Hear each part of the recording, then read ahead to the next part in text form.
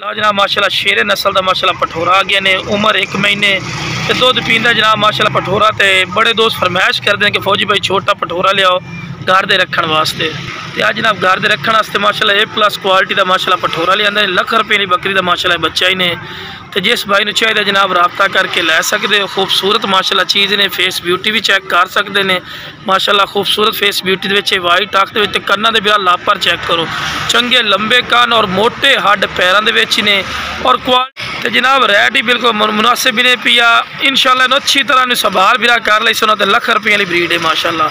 लेकिन फिर जिस भाई ने चाहिए जनाब 20,000 रुपये डिमांड करते पे हैं तो फिर भी कुछ प्यार मुहब्बत कर लिस है। खूबसूरत हुसन वाला माशाल्लाह पठोरा ही ने। तो माशाल्लाह वेल विच भी माशाल्लाह A+ ने दम शंपू ही ऐसा पॉइंट नहीं बिरा जड़ा घट हो।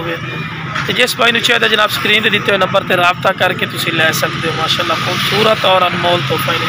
सही जरा टोर के विखावे में इस तरह टोरी है ला बिरा, ठीक है क्वालिटी मशीन ला बिरा ला जनाब टोर फिर के माशाल्लाह दिखा रहे हैं। उस खूबसूरती वाला माशाल्लाह क्वालिटी वाली माशाल्लाह चीज़।